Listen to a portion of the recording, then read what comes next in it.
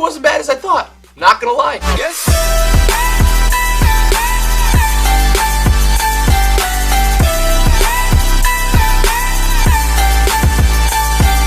Alright guys, we finally got it. DC's answer to Guardians of the Galaxy. They are a funny follow-up to the unnecessarily dark, grim, and nonsensical Batman vs. Superman. These guys are the worst of the worst. And when they come to fight the mediocrity of the summer. And they didn't win, but damn did they try. They are the...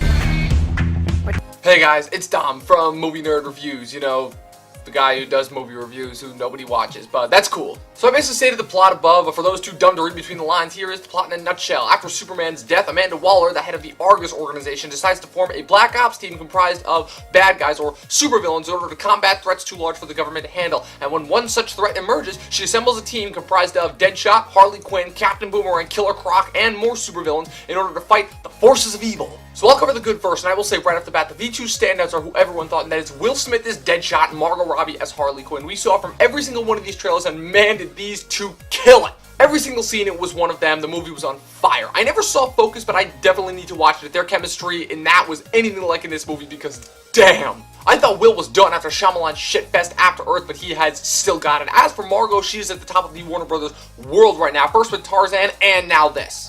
I also surprisingly didn't mind Jai Courtney. This dude is a great agent, but he has sucked ass in every single movie he's been up to this point. But I really didn't mind him. Only complaint that I have is that he's impersonating Tom Hardy, which is weird because when Tom Hardy was originally going to do this movie, he was going to play Rick Flag, not Captain Boomerang. And Hardy dropped the role due to the fact that it conflicted with his schedule with the movie that he was making that, you know, was going to get him his first Oscar nomination, and was replaced by Joel Kinnaman, who was absolutely terrible in this movie. Viola Davis, another standout, did a great job playing Amanda Waller. My only problem with her was the character itself was really dumb, as there were some elements of her plan that were on the level of, say, a Dr. Evil or a Jurassic Park level of stupid. Now, unfortunately, we get to the plot, which was a giant heaping mess from start to finish. What started out as a promising premise turned out to be a series of music videos mixed together with a whole lot of unnecessary flashbacks, topped off with a generic summer blockbuster ending.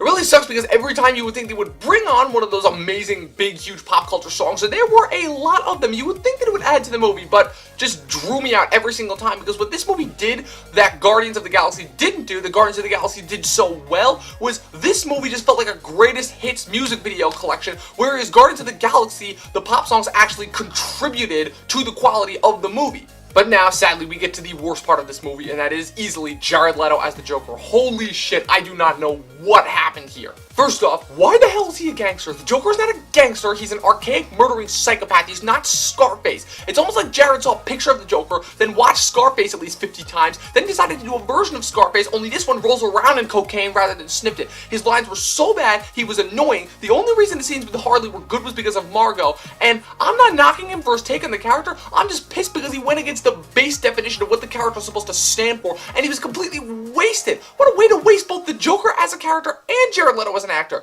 This version does such a disservice to Heath Ledger, and the man is probably turning in his grave right now.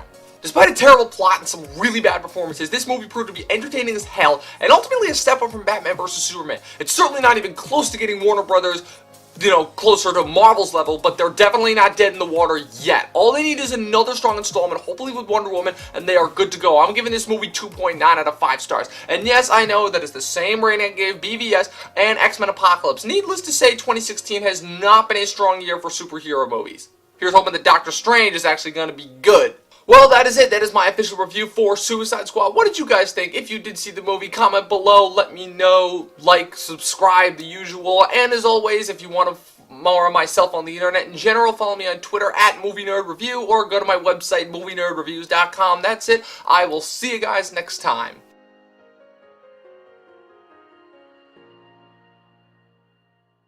And also, just another forewarning, I will be on vacation for the next 2 weeks, so don't expect my next couple of reviews to be up for at least a month. So, just for any of you out there who actually do watch me, and thank you to you guys.